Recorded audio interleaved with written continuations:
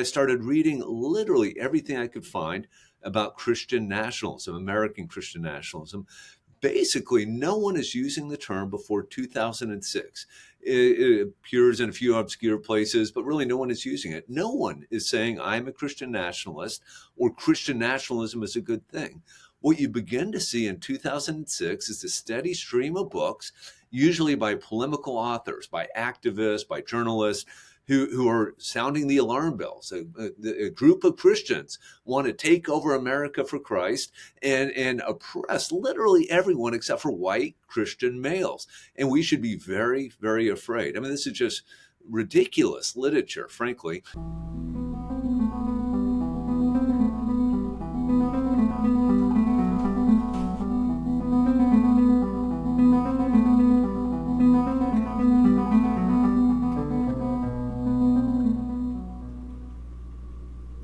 Okay, everyone, welcome again to the Kirkwood Center podcast for Theology and Ethics. Today, I'm joined by my good friend, Darren Guerra from Biola University, professor of political science at Biola. Darren, how are you doing this morning? Doing well. Thanks for having me. All right, it's always good to see you. And we're joined by a friend of the Kirkwood Center and a guest here, Mark David Hall, who is a political scientist at George Fox University, and who's going to be helping us tackle this very delicate question of what is Christian nationalism and whether or not that's a term we should even really be using. So, Mark, welcome to the Kirkwood Center podcast. It's great to have you. How are you doing this morning? Tell us a little bit about yourself. Sure. Well, thank you, Tony. I'm doing very well. Thank you. So I was for 20 years a political scientist at George Fox outside of Portland, Oregon. Just this year, I started teaching at Regent University in the Robertson School of Government. So they brought me in. They have a new PhD program in politics. And so I'm teaching graduate level courses and directing dissertations and that sort of thing. So it's great to be here. I love talking about this stuff. I've probably written or edited 15 volumes or so on religion and politics throughout American history, mostly focusing on the founding era. And as you know, I have this new book, Who's Afraid of Christian Nationalism? Why Christian Nationalism is Not an Existential Threat to American Democracy or the Christian Church, which just came out. And I guess that's what we're going to focus on today, right? Yeah, and we're definitely going to focus on that, and that's why we wanted to have you on, Mark, especially. Of course, I saw your talk at Biola. Boy, was it 2 years? No, last year, right? 2023 that you were out here. I'm losing track of time as I get older, but and it was very good. And you know, this topic is there's so much over the top rhetoric on this topic, and obviously it's being used as well as a political foil. So we wanted to have you on to give to bring some clarity to this issue of Christian nationalism. So let's do it this way, as we discussed. Let's start with maybe the short history, okay, of where you, as you've been tracking and researching over the last few decades, where you sort of saw a real uptick in this kind of lingo of Christian nationalism, the pro and the con for it. So give us a little bit of that brief history of Christian nationalism. Sure. Well, if I can begin with a brief story from my own personal experience. On January 6, 2021, I was flying across the country, and during the layover, I checked my email, and a reporter wanted me to comment on the Christian images among the rioters at the U.S. Capitol. And this was the first I heard about it, and I was horrified, and I remain horrified. This was a horrific event. And I said, sure, I'll comment on them. And then while I was waiting for her to send me the images, they came about 20 minutes later, I looked through all the footage I could find. And what you see is a sea of American flags, a sea of Trump flags, a sea of MAGA hats, and no Christian images. Well, eventually she sends me some images. One is from the Washington Monument, which is literally 1.5 miles away from the U.S. Capitol building. Several others, a large wooden cross was there. Again, not among the rioters. Among the rioters, you have the Pine State flag, which is a Revolutionary era flag. And so that might be there because perhaps a rioter was thinking that he's joining the Second American Revolution or something like that. You do have the words "an appeal to heaven" on the flag. These could be from judges, but they could also be from John Locke's Second Treatise on Government. And then you have this crazy goth-looking guy holding a Bible in front of the rioters. And so I cautioned the reporter. I said, you might want to be careful with this narrative. I'm not seeing a lot of Christian images. She completely ignored my caution, and the next day came out with a headline screaming, "Christian nationalists have attacked the U.S. Capitol building." And really, in stories throughout the nation, in the New York Times and elsewhere, you have this sort of language, and people like Samuel Perry is saying this is as Christian nationalist as it gets. And so my curiosity was sparked, and I started reading literally everything I could find about Christian nationalism, American Christian nationalism. Basically, no one is using the term before 2006. It appears in a few obscure places, but really no one is using it. No one is saying I'm a Christian nationalist or Christian nationalism is a good thing. What you begin to see in 2006 is a steady stream of books, usually by polemical authors, by activists, by journalists, who are sounding the alarm bells. A group of Christians want to take over America for Christ and oppress literally everyone except for white Christian males. And we should be very, very afraid. I mean, this is just ridiculous literature, frankly. But in 2019, some social scientists joined the party. Whitehead and Perry publish a book, Taking America Back for Christ, and they're serious social scientists, and I don't think they're as obviously motivated by politics as many of the polemical authors, and yet, by their calculations, 51.9% of Americans fully or partially embrace a toxic stew of racism, sexism, homophobism, militarism, and the desire to favor Christianity above all other faiths. And we can dive into this literature a bit more if you'd like later, but this just struck me as ridiculous, even the more social scientific literature. And so this led me ultimately to write the book, Who's Afraid of Christian Nationalism? Well, okay, so that's good. I mean, it to me, like there seems to be a lot of cultural precursors perhaps to this. I mean, I don't know when like books or films, like I've never seen this, but you think of like, what was it called? The Handmaid's Tale or something. Mm-hmm. There are like cultural forms, like underlying the more explicit, like political, like claims that this is what Christians are doing. You see it in movies, you see it, in popular television shows. So, I was like, I think it was Chuck Colson who said, like, politics is downstream from culture. Washington D.C.'s way downstream from culture. So perhaps there were some cultural manifestations that would have been, like predicting something like a more explicit, like claim that Christians are, out to take over the nation or make it even more explicitly Christian. Because we're going to get into the Christian foundings and underpinnings of our institutions.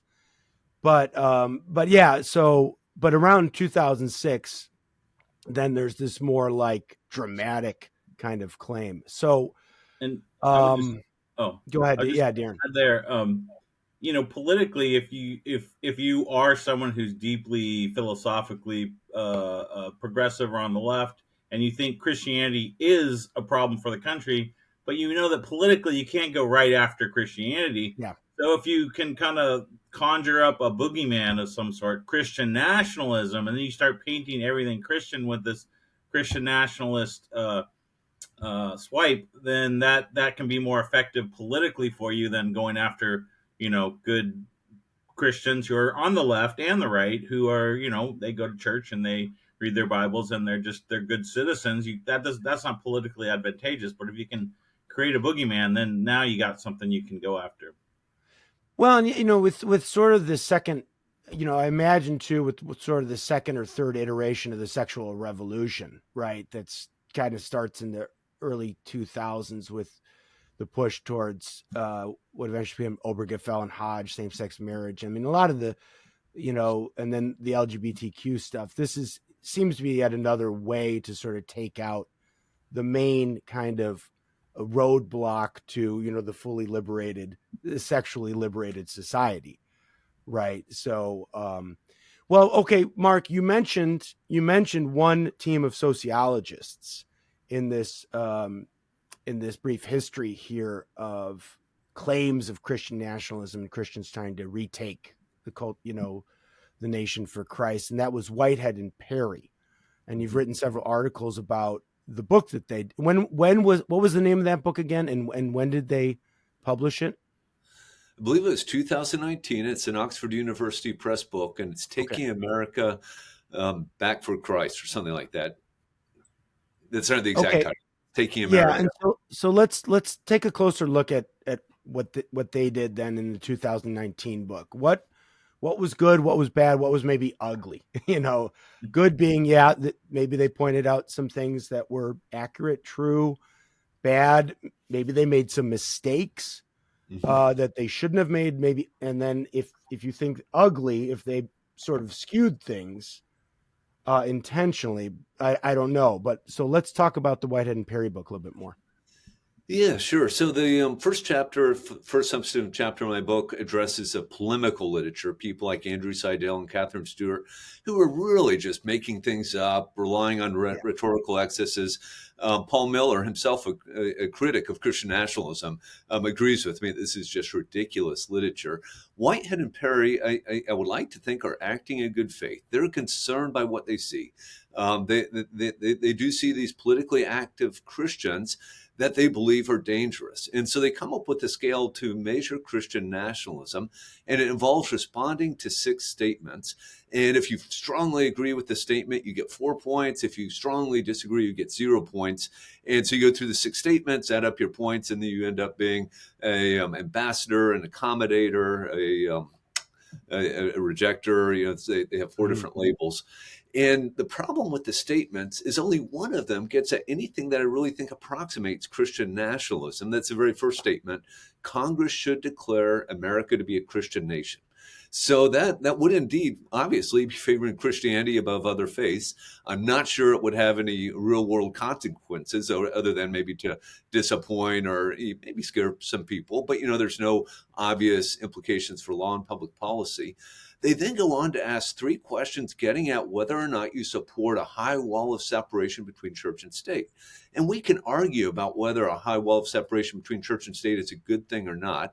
Those who argue that it's a good thing would say, for instance, that a 1925 cross honoring the dead men from Prince George's County, now on public land, has to be torn down or decapitated or something. People believing in the high wall of separation of church and state, like Andrew Seidel of the Freedom from Religion Foundation, object when Ohio wants to create a Holocaust memorial that has a Star of David. And obviously, strict separationists object to students at places like Biola receiving federal funds, because that obviously violates a wall of separation, and obviously school vouchers and so forth and so on. So I would submit to you that one could oppose all of these things and not be a mean-spirited Christian nationalist who wants to oppress everyone and to bring back Jim Crow legislation and that sort of thing. They also have this a statement: should prayer be allowed in public schools? Now think about it. That is how the statement is phrased. Should prayer be allowed in public schools? Should a child be able to pray over the math test or before lunch? Should Islamic students be able to pray at the appropriate time during the day? I think it would be profoundly illiberal to not allow prayer in public schools. Right. What the statement is probably getting at is teacher-led prayer in public schools. But if you pay attention to what the statement says, you could strongly agree that prayer should be allowed and not be a Christian nationalist. And then they have one question that really gets at whether one is a Calvinist or not. Basically, the successes of the United States are because of God. Well, a Calvinist will say yes. So are the failures. And all these things are proof in France or England or Holland, right? And so basically you get a set of measures that don't get at anything approximating how they define Christian nationalism, which is, again, a toxic stew, racist, sexist, homophobic, militarist. And of course, just like all the social scientists, they go on to say, look, not everyone we identify as a Christian nationalist is racist or homophobic or whatever, but they sure leave the impression that lots and lots and lots of Americans embrace this toxic stew, and so therefore we're facing an existential crisis. My title is riffing off a tweet from Andrew Whitehead, who basically literally claims that Christian nationalism poses an existential threat to American democracy and the Christian church. And I have variations of people saying this, probably 6 or 7 variations of people saying this. And my argument is it's not. Christian nationalism exists, but it's not this toxic stew. The number of Americans who embrace this sort of toxic stew are a fraction of 1%. And so we don't have to be shaking in our boots. Well, boy, Mark, you might be more charitable than I am. I mean, I had my good friend David John Ayers from Grove City College on not too long ago, who's a sociologist, and we were just talking about the current state of sociology. Now, I'm skeptical of sociology as a discipline in general, and I've never understood how you can get to truth through survey questions, because there's always more nuance to what someone actually believes. I mean, a belief is not as simple as yes, no. I mean, especially when you get into things like theology and political theory and worldview level stuff. And so I've always struggled with the idea that you really can capture things in these short little questions, that you can capture truth in that sense. But then when I was talking to David, we were talking about the politicization of the sociology departments over the last 50 or 60 years. It's a long cry from the days of Max Weber and so on and so forth. But okay, they are scholars in their field, and they have their academic credentials. I would still worry that there's a little bit of ugliness in there that's probably driving their rhetoric, but okay. Can I comment on that real briefly? Yeah, go ahead. It's very clear that a number of these critics are ex-evangelicals or ex-evangelicals. They've been hurt by the church, and I think I've heard it all now. There you go. They're responding, and I'm not saying they're all that. Some might still be serious persons of faith. Some actually do seem to think that Christian nationalism is hurting the church, and so they're writing out of a concern for the church. But Whitehead and Perry, so what I like about them is they're crystal clear about what they're doing. They lay their questions out, their methodology out, and so you can see what exactly they're doing and critique it. But there are a couple of points where I think their implicit biases come through. For instance, they say, if you're pro-life, you are simply concerned with controlling women's bodies. So you're sexist, right? And yet it's a well-known fact that women are just as likely to be pro-life as men. And so are these women really concerned with controlling other women? Or might they think an innocent human being is at stake in an abortion? And it seems to me you could be incredibly committed to being pro-choice and yet at least recognize what pro-life Americans are concerned about. They also say that these Christian nationalists are redefining religious liberty to mean something more than the freedom to worship. But the religious liberty has always meant more than that, right? We have the free exercise of religion clause of the First Amendment. William Brennan came up with a wonderful test in 1963. William Brennan, a very progressive jurist, that makes it crystal clear that religious liberty protects the ability of Americans to act on their religious convictions in the public square. It means more than freedom of worship. But so they're actually the ones trying to redefine it. And they go on to say, then if you're in favor of religious liberty, you're just a bigot, right? And they're obviously thinking of Jack Phillips, the cake baker who couldn't participate in the same-sex wedding ceremony. So again, I'd like to think these are just implicit biases, but they clearly make these statements in their Oxford University Press book. And so I think it should cause us to question what they're doing and certainly their conclusions. That's good. All right. Well, Mark, so in response, I think, you were involved in helping to craft another study.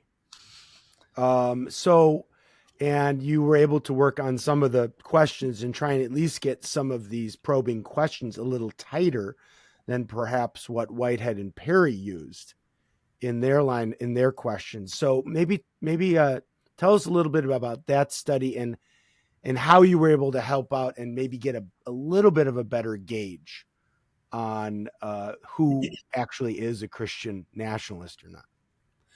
Yeah, thank you. So this was a neighborly faith study, and I'm not a number crunching political scientist. I should be clear about that.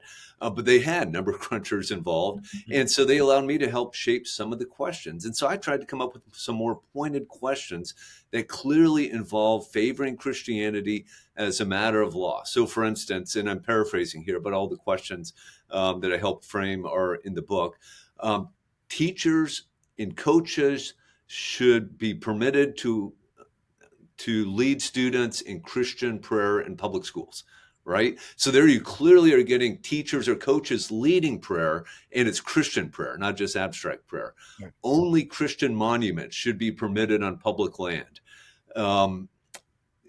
Government should pass laws and policies to enforce distinctively Christian ideas.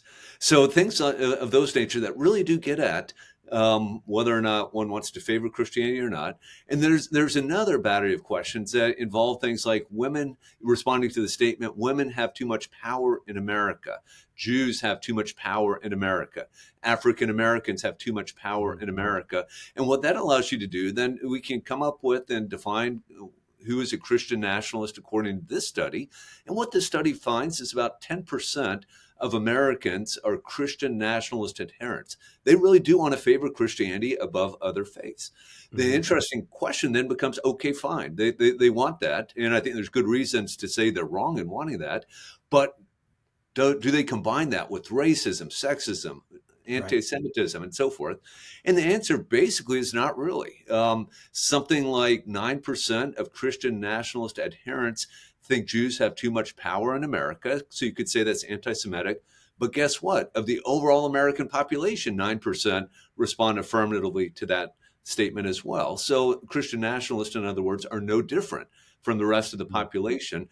If you go on down that question, though, do you have a positive view of the Jewish people? Something like 38% of Christian nationalists say yes, compared to like 17% of the general American population. So Christian nationalists are actually more likely to have a positive view of the Jewish people. And anyone who's spent any time in evangelical circles should not be surprised by this, right? Almost and of the state of Israel. In the state of Israel, well. exactly what I was going to say. Yeah. The state of Israel has almost no bigger supporters in America than evangelical Christians. Right. And so again, you can go through this. Now, Christian nationalist adherents are a bit more willing to put restrictions on immigration from Islamic countries and things like that. And so there are some problematic views they hold. I'm not trying to say they're pure as a driven snow, but of course, none of us are pure as a driven snow, right? Right. Okay, and that's good. And then what was the name of that study again, Mark? And then Darren, yeah, you can chime in. What was the name of that one again? I want to. We're going to link to all of these, of course, in the video. But. Yeah, so it's Neighborly Faith. Probably if you just do a Google search for Neighborly Faith Christian Nationalism, the study will come up. I think they have all the questions, all the responses. So it's completely transparent, and you can get a real good sense of what they're doing, how they're defining things, and what the results are. So I just want to underscore something. If I was understanding it correctly, Mark, you were saying in the survey only 10% of people responded in ways that would mark them as a Christian nationalist, and then 9% of that group responded negatively towards Jews. So 90% of the respondents didn't even code for Christian nationalism. Of the 10% who did, only 9% of that cohort expressed anti-Semitic remarks. So we're talking about a very small cohort of people here, and that sounds like that goes across the board. So even if they do code for Christian nationalists, they're not necessarily also coding for these other horrible views as well. That's exactly right. And again, to emphasize, they're no different than the general American population. Yeah. So any anti-Semitism is too much anti-Semitism, of course, and we need to respond to that. But we need to understand that Christian nationalists really aren't the sort of people who showed up in Charlottesville for the Unite the Right rally. So there are skinheads and Aryan Nation types and KKK types out there.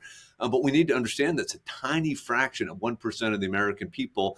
And these people actually are oftentimes anti-Christian because they understand the basic teachings of Christianity is that, we're all created in the image of God. Comport with what they believe about how the society should be run. Yeah.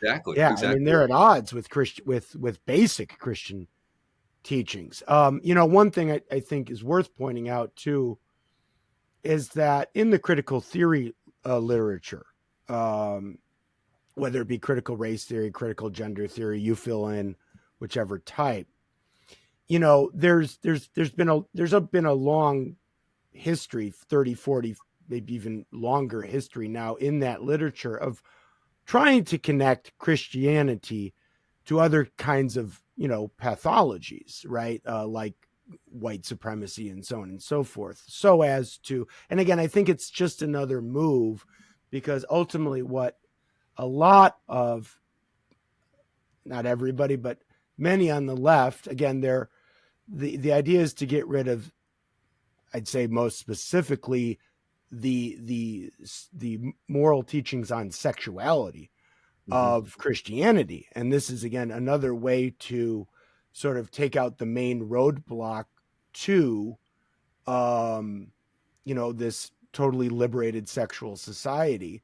And if you can attach other pathologies or things to white European colonialist Christianity, like racism, sexism, and so on and so forth.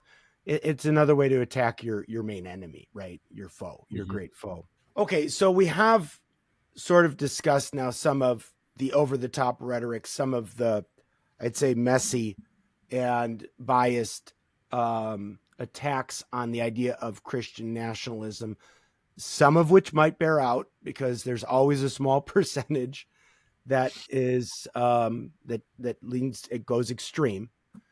But now there's been sort of a response, even more recently, I think, by some actual Christian people who would say are Orthodox in the broad sense, mere Christian type Christians, that we should maybe just embrace the term Christian nationalism. And then, of course, they're filling in what they think that should look like. One of the main voices out there right now, who I just saw this last night, was just interviewed by Tucker Carlson.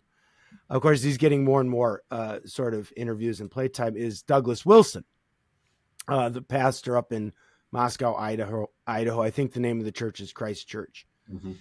And you've done a lot of research and reading of Doug Wilson's works and those surrounding him. So let's move into. So we've kind of looked at it, sort of, I would say, the left, or from the left, this sort of like alarmism about Christian nationalism. But let's look at a figure like Doug Wilson and some of the others around him who are saying, "Oh, let's just embrace this now. We should embrace this term, and here's what we think Christian nationalism should actually look like." Yes, almost no one is saying I am a Christian nationalist until 2022, when Marjorie Taylor Greene comes out and says, yes, I'm a Christian nationalist. She is to date the only elected member of Congress to self-identify as a Christian nationalist. Shortly thereafter, both Al Mohler and Doug Wilson came out, and what they said is interesting. They say we aren't going to run from this label.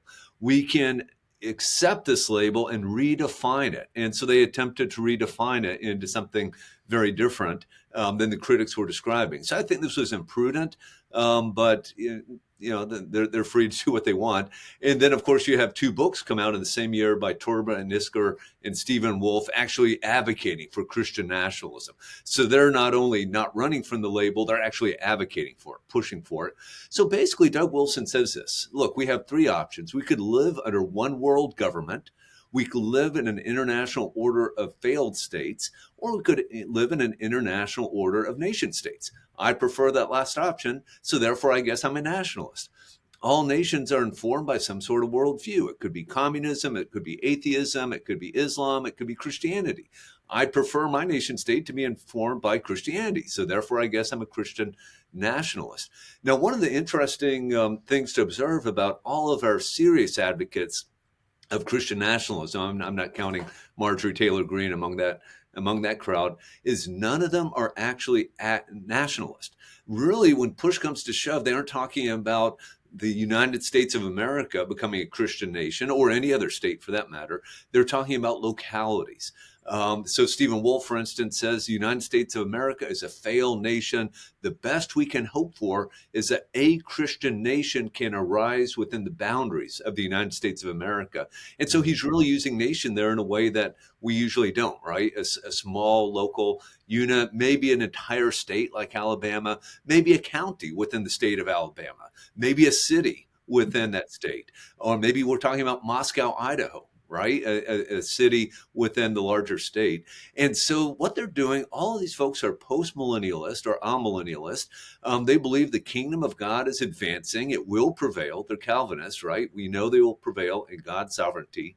Society and government will become more and more Christian, and here's what it will look like. And then they paint a picture of what they believe this Christian society, what they would call a Christian nation, would look like. So if you're that sort of Calvinist with that sort of eschatology, this kind of makes sense to engage in this in this sort of reasoning. I'll hasten to say that most American evangelicals are not postmillennialist, and so this project really won't have widespread attraction to most American Christians. Yeah, I mean, I have only been an evangelical for about 12 years, and eschatology is not like my main area in theology. So postmillennium is not super familiar to me. I think most of the evangelicals I've met are pre-mill people. I don't even know where I would fall on this scale. But I mean, there are a lot of I have met post millennials and people who ascribe to a sort of Calvinist view of eschatology that Wilson and others have. Now, let me ask this, because in Wolfe's, okay, so we mentioned Stephen Wolfe, and we're going to get to his book more specifically, but when Stephen Wolfe or Doug Wilson talks about small localities as opposed to nations, is the idea there, though, that, because this seems honestly totally fine to me. I'm very, amenable to this idea of, well, you want Christian communities, and then you want Christian communities to be strong, and you want them to grow, and you want them to spread and be an example, and sort of like the yeast, the leaven in the dough, sort of then that's one way of sort of retaking, perhaps, at least the culture for Christ. Mm-hmm. Not through force, not through, our force of arms or even sort of policy more directly, but just through sort of communal living that then sort of grows and spreads naturally, right? No, that's right. And we should highlight, you mentioned the Tucker Carlson interview of Doug Wilson. Doug Wilson was crystal clear in that interview, and he's crystal clear in his writings, that America is very, very sick. And the only solution to the sickness is revival. We need to preach the gospel. It is not a political solution. We cannot count on elections to bring about the flourishing of Christianity. And so he's very non-political about that. And Wilson, like all Calvinists, I think they're influenced by Kuyper. Maybe not all Calvinists are, but certainly this group of Calvinists are influenced by Kuyper's observation that Jesus Christ is Lord of everything. And so we need to think of what it means to be a Christian business person, a Christian medical professional, a Christian music maker or artist, or this sort of thing, right? So to bring the light of Christ into every aspect of society. Mm-hmm. And again, I could see why this would seem scary to a non-Christian or an atheist, perhaps. But what they're talking about is non-coercive. They're trying to, and of course, Christians have been doing this for decades, right? Producing explicitly Christian music that's usually just bought by other Christians, and even they're just a tiny handful of Christians. I think the Christian music market is like 4% of all music sold in the United States of America. So these folks would love for it to be the only music available, right? But we're not going to be there anytime soon. Well, and there's some basic, sense there too of like, if you are a truly born again Christian, right, there's no way not to take your deepest Christian beliefs, convictions, and practices into your day-to-day walking through life, and not everybody, not every Christian just becomes a pastor, right? Or something. Well, Like we need to move in. We do move into other spheres. I remember, Darren, I'll let you chime in here, but I remember years ago when I was living in Germany and Helmut Kohl being questioned about his Christian faith. Is the prime minister, is it prime minister or chancellor of Germany? Prime minister, right? I don't remember. And for 16 years, right? I mean, he was for 16 years. I think him and Thatcher, their terms almost overlapped exactly. And of course, Reagan was in for 8 years at the time they were in. And I remember Cole in this interviewing being sort of pressed about his Christian faith and everything. And he said, it was in German, but how can I detach my Christian faith from what I do politically? It's who I am, right? Mm-hmm. It's my most foundational belief. So of course it informs everything that I do politically. He didn't sort of back down or try and, water down his answer. He just said, of course, this is how I think. And this is how I'm going to bring this practices into my political life. But Darren, go ahead. Well, yeah, no, that's perfect. It leads into just to add some perspective. I mean, people hand-wringing over, Christians and bringing their Christian faith into their life, into their professions, into their politics. But isn't that what every human person does, no matter what, whether they're Christian or atheist or agnostic or Wiccan or Buddhist? Like, Yeah. people, who they are, who they've shaped to be, what their belief system is, shapes their thinking in all of these ways. And so the hand-wringing over Christians doing that, and doing that and thinking that through carefully, it's just overblown. So we just need to help people like recenter, say, look, everybody does this. This isn't a uniquely Christian thing. But if you're a follower of Jesus Christ, you're going to have certain distinctives to how you think about the world. Well, and I remember, Darren, we talked about, I think it was would have been the 1984 presidential debate between Reagan and Mondale. Yes. And people should go back and watch that. It's on YouTube. You can watch it. And it's like, you would think Reagan was being the conservative Republican candidate was the one who was going to come when he was pressed by they were asked a question, but I think the guy's name was Barnes, reporter Peter Barnes or something like Fred Barnes. Are you a Christian, Mr. President? Are you an evangelical? And Reagan is the one who kind of tries to skirt around the question a little bit. And he talks about a higher power and everything. Mondale, who very liberal for his time, right, was the one who's like, I'm the son of a Baptist minister. My wife's the daughter of a Presbyterian minister. And I think America is stronger when all our churches, cathedrals, and synagogues are full. And I'm like, nobody would say that today. I mean, nobody on the left would say something like that. Or from the Democratic Party, and that was Walter Mondale, who was he wasn't as far as I remember, Mark, he wasn't a very conservative Democrat, No, by no means. But that would clearly be tagged as Christian nationalism today, right? No, that's right. I don't think we mentioned earlier, but the critics of Christian nationalism go out of their way to praise the Reverend Dr. Martin Luther King Jr. They say that is laudable Christian activism. What we don't like is when Christians are motivated by their faith to support restrictions on abortion. That's right. sexist. And well, and Mark, it almost makes me wonder, what really we have is, it's not like a Christian nationalism versus secularism. It's two different versions of Christian nationalism that are really out there. One that, that are in competition, so to say. That's what it seems like. Let's get into this. Okay. So we've mentioned Douglas Wilson.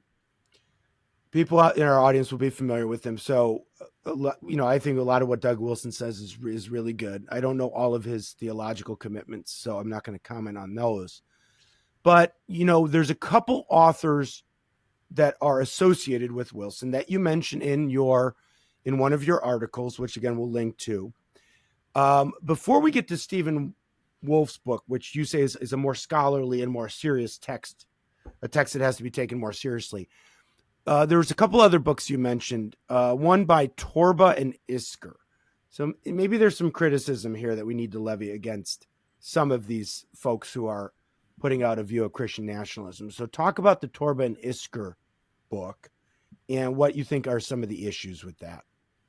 Sure. Well, to begin with, it really shouldn't even be called a book. They Okay. portray it as a book. It's maybe a 30-page paper, a Oh, manifesto. okay. All right. Okay. That is really long on rhetoric and short on analysis. They make all sorts of crazy historical claims that they just don't even need to make.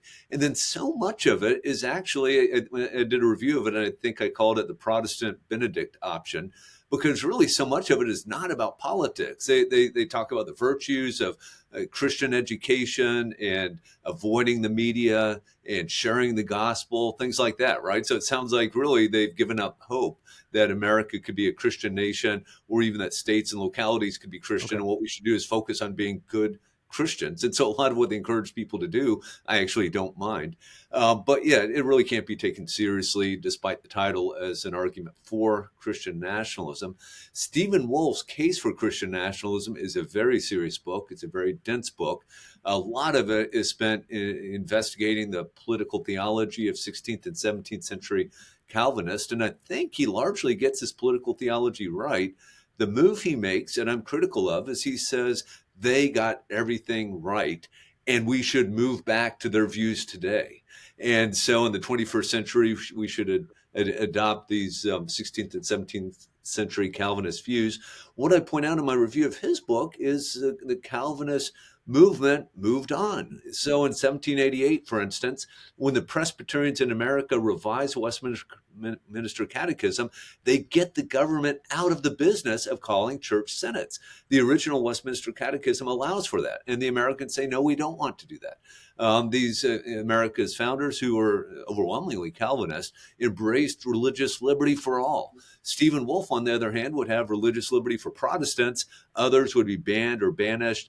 In some cases, may be tolerated. That's a matter of prudence, but they certainly could be banned or even executed. The arch heretic might be executed or banished. And so he's calling for a return to something that we've moved on from, and I think very appropriately so. That is, that we've moved on from it. Well, and what's interesting here is, and I've seen Wolf's interview and several things, and read much of his book. For being very pro-American, that point that you're just making is very un-American. I mean, America was unique in the way that it moved away from national churches. It it didn't make sense politically, and historically, you have Congregationalists or Calvinists up in New England. You have Anglicans in Virginia. You have Presbyterians in the Appalachians. You have Quakers in the Delaware Valley and German Pietists. I mean, America was so religiously diverse from the very get-go. America did not embrace national churches or government supported churches. It just from its very founding, and so to try to like paste on a European theological framework onto America with a very different history and sociology, and therefore political theology, seems short-sighted, let's say, from the very get-go.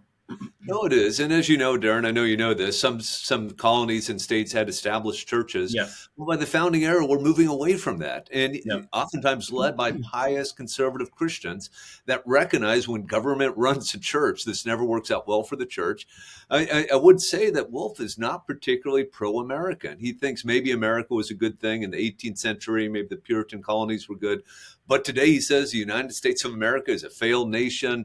All sorts of things are wrong. And again, the best we can hope is that a Christian nation will arise within the borders of the United States of America. So that's our hope, not for the United States of America as a nation. So it does seem then that these, even if they're exaggerated,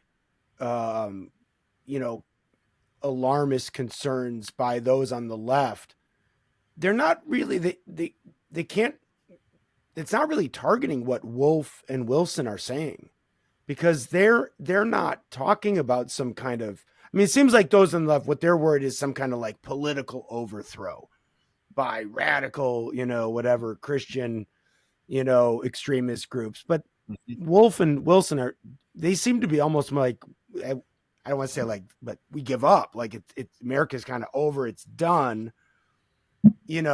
things have gone too far. So the best we want, or the best we hope for, is just building up these small communities and trying to, just sustain some kind of local model of what we think a Christian society should look like. But that's not really what those on the left, the Whitehead and the Perrys, are really have in view, I think, right? I think that's exactly right. And I hesitate to impute motives, but it really seems to me that many of the critics are consciously trying to shame conservative Christians to make it seem inappropriate for us to bring our faith into the public square and argue for religious liberty or pro-life legislation or school vouchers. They want that to seem illegitimate. And so they have every incentive to inflate the size and the toxicity of what they call Christian nationalism. And it was kind of fun seeing them react to Marjorie Taylor Greene when she comes out and says, "I'm a Christian nationalism." They're all like, "Aha, here it is, evidence of Christian yeah." So everywhere. And when minimally a bad strategical move there. Yeah, no, it is from the political, world. Well, okay, I'm going to make a note. There's something I do want to maybe ask you, and you don't have to, about this movie that came out that was partially, I think, directed or produced by Rob Reiner, and that was, I don't know if David French and Russell Moore were in the film or if they just sort of endorsed it. No, they were in it. They were in it. Well, okay, since I brought it up, do you have any comments? What was the name of the movie? It was like God and Country. Yeah, God and Country. And if you go to the Ad Fontes website, you can see my review of it. Okay, good. Basically, it's the same sort of, it's just like the polemical literature. It's very fear-mongering. Oh my goodness, here are these Christians out bent on taking America over for Christ. David French and Russell Moore are actually kind of the moderate commentators. They want to distinguish between the scary Christian nationalist, and they probably think there's more scary Christian nationalists than I do, and conservative Christians who just simply want to engage in politics and advocate for pro-life legislation and that sort of thing. And they're clear this is completely appropriate. One of the things you're able to do when you're doing a documentary like this is they're able to go into churches or Christian gatherings and film some kind of cringeworthy stuff, right? Where these speakers get up and talk about how we Christians need to seize power and this sort of thing. And so this stuff exists. I don't want to deny that it exists. I think it's very problematic, and I'm very critical of it. But it allows them to tell this story that, yeah, Christian nationalism is real. It's out there. There are so many Americans that want to do exactly what the rioters did on January 6th, but instead of just storming the Capitol, they want to take over the nation by force of arms. And so we should be afraid. We should be very, very afraid. I think it's just a ridiculous narrative overall. And I would like to think that people like French and Moore wouldn't have agreed to be interviewed for it if they understood what the final narrative of that documentary was going to be. Well, I would like to think that they wouldn't have agreed as well. I don't know. But I don't know them, so I'll just leave it at that. Yeah, okay. And again, it's very difficult. I mean, it's so difficult these days, far more than in 1984, even when we only had television and radio and newspapers, I think, to weed through what is more, I would say, more obviously propaganda of a sort that is meant to have a very immediate sort of effect on the psyches, so that people will either refuse to vote, refrain from voting, or maybe even change their vote based on, exaggerated stories, right? Of course, that project is ancient, but it's kind of with the technology we have, it's hard to not sort of to be able to discern and see through that. So okay. So I just say, is there anything else? We got off on a little tangent there with that God and Country movie. Is there anything else on Stephen Wolfe's book that you think you'd want to mention at this point? There obviously, I think any time where people think we can simply retrieve, as I was reading the article, I was thinking of my Roman Catholic, family that came over from southern Italy. And I think you mentioned in the article that Wolfe's book was endorsed by Rusty Reno. Is that right? And maybe there was another Roman Catholic or Eastern Orthodox, because maybe You're they're also with this Calvinist version, this explicitly Calvinist idea of retrieving a Calvinist state, kind of, or society. Mhm. How does he work in other Christians into that sort of mix? So I'm not sure if Rusty Reno endorsed it. I think he may have, and it's definitely the Okay. sort of project he would endorse.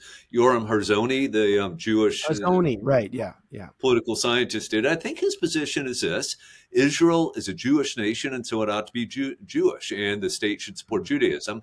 America is a Protestant nation, and so therefore it ought to be Protestant, and the state should enforce and support Protestantism. I'm sure he doesn't endorse everything in it. I think far too many people endorse books without reading them all the way through, frankly. So let me just have a few more words on Stephen Wolfe's book. So he literally wants to see a Christian prince. So I think he's given up on Yeah. Republican government. And this Christian prince will the Christian prince will call church synods, will judge whether or not the church synod came to the right conclusions.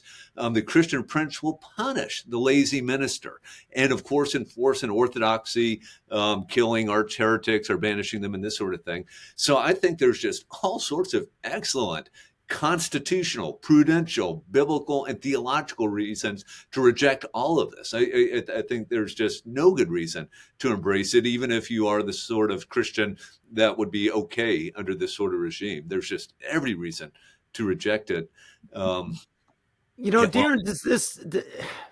I mean, part of me laughs because I'd have to admit, sometimes when you look at how depraved certain sectors of our society are, and I'll admit, there's something inside of me that goes, wouldn't it be nice if we could have, a real Christian authority, right? A godly Christian but then, you look back at the medieval church and history and you see how that went, and you're like, it'd be great if you can't retrieve something that didn't actually exist, right?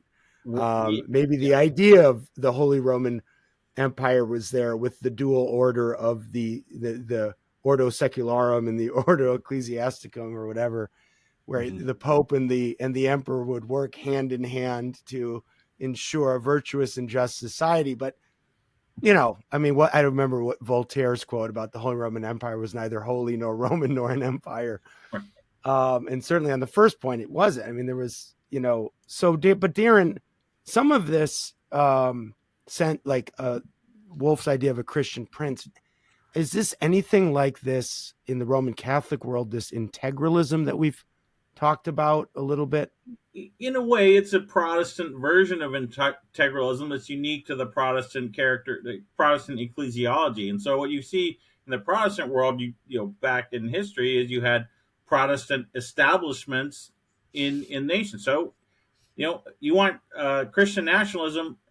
The UK has Christian nationalism. There's a national established church it ain't doing so England. well. Exactly. And we're all constantly looking across the pond and saying, oh, the state of the English church is horrible right now. It's in disrepair. And yet, Wolfe wants to somehow revive this. You can look at any number of Scandinavian countries that might have Lutheran or other establishments, right?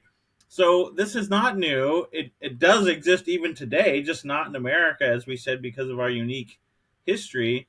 And so it just doesn't seem feasible. But yeah, I mean, it is a Protestant version of integralism. The nature of Catholicism being a universal church, it takes on a different character, different flavor. But both of them see cooperation between government authorities and church authorities in terms of administering society. And America, as we said, rejected that for a whole lot of good reasons.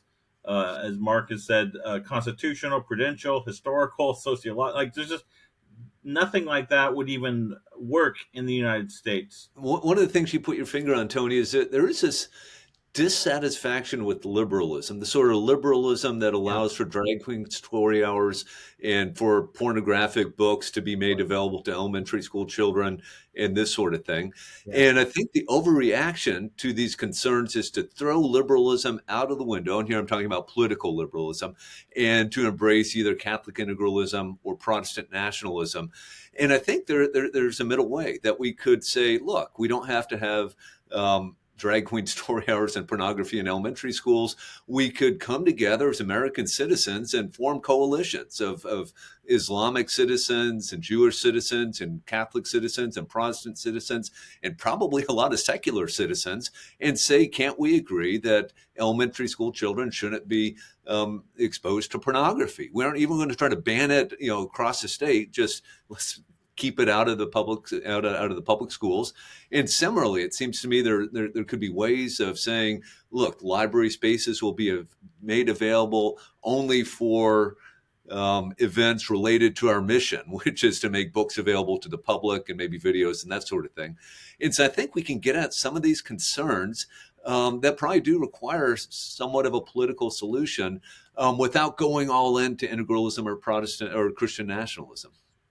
Well, I've thought about this a lot, and, it seems to me there's really only like 2, 3, or 4 main sort of like social issues that are being legislated on in the wrong way.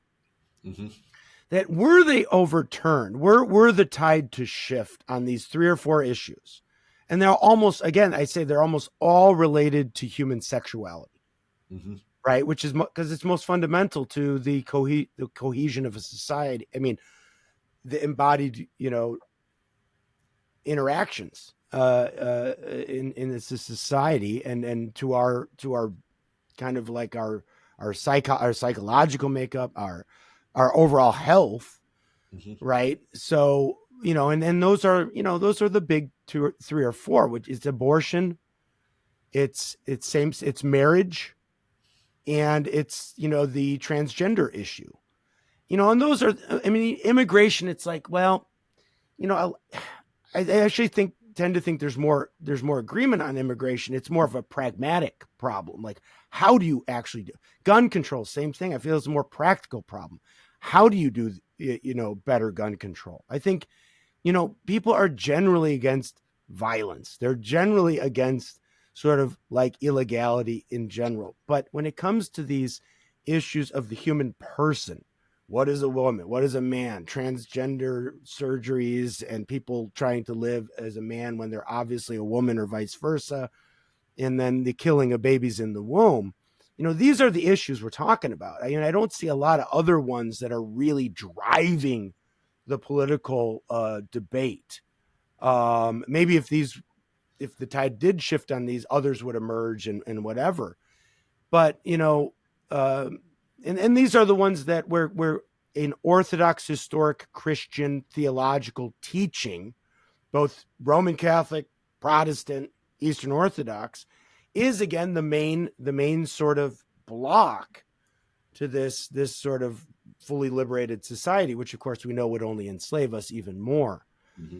So it kind of waxing on there, but it seems like to me like there's maybe the overreaction by Wolfe and others is you see the level of depravity in that particular area, and you sort of kind of throw up your arms and say it's over, we're done.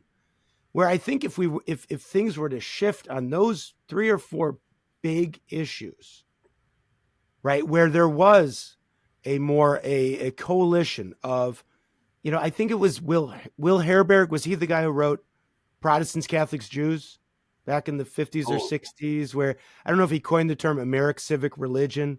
It was upon American civic religion that our moral framework for our institutions was built. And, if we could engage again and sort of shift the tide back, even to where we were in 1984 with Reagan and Mondale, there wouldn't be this sort of like desperation, I think, as much, but I don't know. So anyways, anything else you want to add to that? Yeah, I do think you're onto something, and I think part of what we might need to do is think of how we can build coalitions to get at these problems as best we can. So take the transgendered issue. I would say if a 28-year-old man wants to dress like a woman and pretend to be a woman, let him do it. On the other hand, can we agree that children under the age of 18 shouldn't be able to have gender mutilating surgeries, even Yes. if they want them, right? And we can make that argument without going to our faith. Christians might be motivated by our faith and saying that these sorts of things ought to be prohibited. But it seems that medical science is becoming more and more clear. These so-called progressive European countries are starting to move away from permitting that sort of thing. And so, yeah, I think we could get after attainable goals where you could have, again, a coalition of secular Americans, Christian Americans, Jewish Americans saying we aren't going to mutilate children. And by the way, we aren't going to allow men who think they're women to participate in women's sports because that's really dangerous to women. It's going to ruin women's sports, right? And so arguments like that, I think, have a chance of succeeding. But to your bigger point, I think Doug Wilson is exactly right. The main solution to our ills is widespread revival. So we need to pray for revival. We need to share the gospel, and ultimately that will do good things for America in a way that no political reforms could. Well, we'll end here. I'm going to read a quote from one of your articles, and then I'll let you just kind of have the final word and sort of wrap things up for us, Mark. You write in one of your articles here that we'll link to, and I quote, "There are excellent reasons for Christians to reject both what the critics call Christian nationalism and what its proponents call Christian nationalism. Instead, Christians should be patriotic, and we must bring our faith into the public square to advocate for liberty, justice, and equality for all. We cannot let critics shame us into privatizing our faith and abandoning our responsibility to," and you quote Jeremiah here, "seek the peace and prosperity of this city," end quote. So Mark David Hall, finish us off here. What is, do you think, the more reasonable and just and positive view of a Christian society?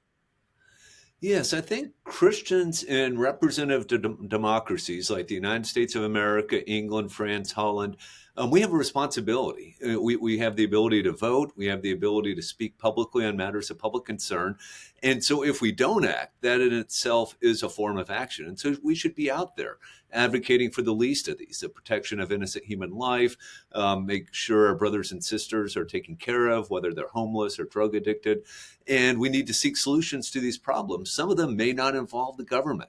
It may involve working through our churches to create a homeless shelter and this sort of thing, right? But some of them probably do involve political action. The protection of innocent human life jumps to mind here, and so we should be involved in politics. We should do so in a humble manner, recognizing that we don't have a monopoly on the truth. We should certainly treat our opponents with respect and dignity. One of the things I write in my book is I think most pro-choice Americans aren't really rah-rah baby killers, right?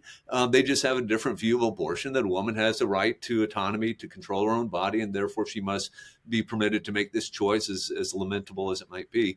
And so we need to recognize that pro-choice Americans are coming from this perspective, and we shouldn't demonize them, but we should try to win them over by good argumentation, by medical science, right? Pointing to what we know is going on with inside of a womb, and by appealing to shared moral standards. Everyone I know in America believes that innocent people ought not to be killed. And so if we can convince a pro-choice person that unborn babies are human beings, I think we can move them into the pro-life column. So yeah, absolutely, we should be involved in politics. I think we have a duty to do so. If we were Christians in North Korea, probably we'd just keep our heads down, right, and try to live the best possible lives that we can live. But again, citizens of representative democracies, and note here, I'm not highlighting America.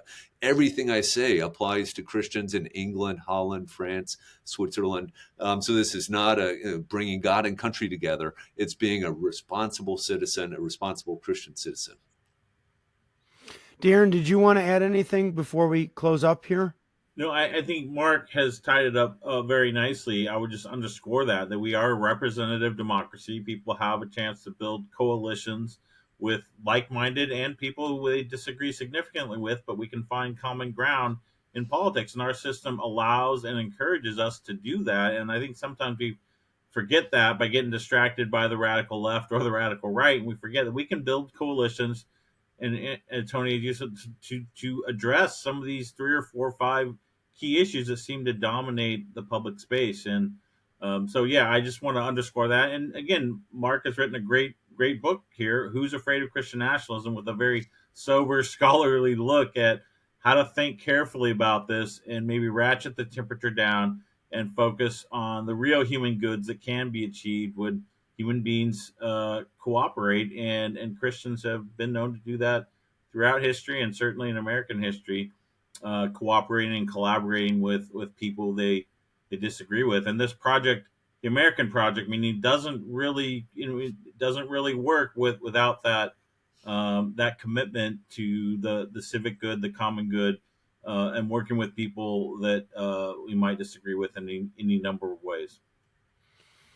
Well, Mark, it's an eminently reasonable proposal, and also I think a little more hopeful, perhaps, of a proposal than our Christian brothers and sisters on, or maybe a little bit more on the, I don't want to say defeatist, but seem to be a little bit more on the defeatist side of things, that it's all gone, it's all over with, and we just have to have our little pockets of hopefully Christian communities. So, so we will link to the book, and I encourage people to go get it and to stay engaged in the political process and project, because it ain't over yet, right? And there's work to be done in seeking the prosperity of the city and the nation in which we live. So, Mark David Hall, thanks again for joining us. And we'll try and have you on again. This has been really, really enlightening. Thank you so much. Well, thanks so much for having me. It's been a pleasure. Good to see you, Mark. All right. God bless everyone.